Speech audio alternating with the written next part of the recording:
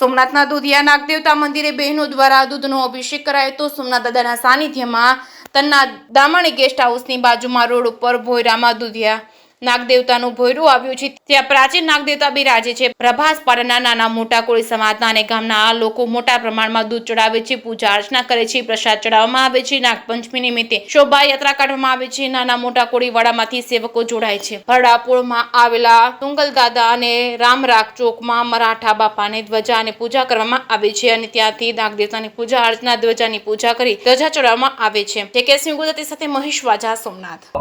મારું નામ રોહિતભાઈ એમ ત્રિવેદી, સોમનાથ પાટણ તીર્થ પુરોહિત છે। આજે દુધિયા નાગદાદાનું આ 35મા વર્ષે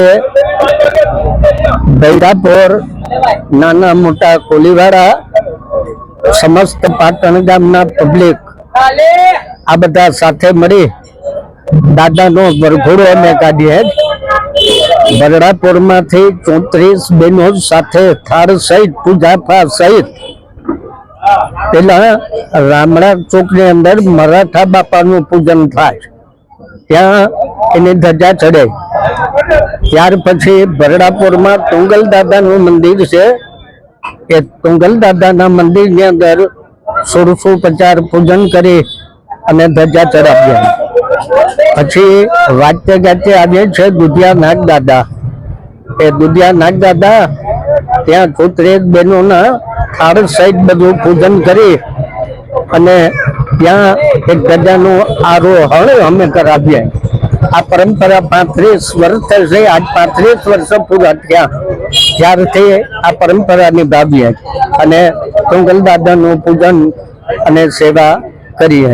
આ અમારો એક આ ગામને અને સંદેશો આપીએ છીએ કે હંમેશા માટે આ પરંપરા ચાલુ રહે એવી સોમનાથ દાદા અમને આશીર્વાદ આપે।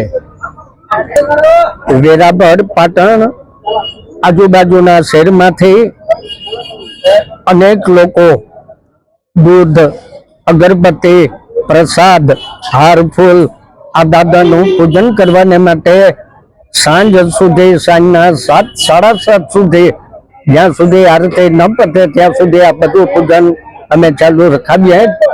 સાંજના 7:30 દાદાનો નવકુલ નાગ દેવતા અનંતાદી એનો હવન કરી અને આ વિધિ નાગ પાંચમને અમે આ જગ્યા ઉપર સમાપ્ત કરીએ। આ ત્રણેય જગ્યા ઉપર અલગ અલગ યજમાનો, ગજાવાળા બહેનો આ બધા અલગ અલગ સ્થાનેથી અને અલગ અલગ અમે બધું પૂજન કરાવીએ અને છેવટે આ દાદાનું વિસર્જન કરીએ।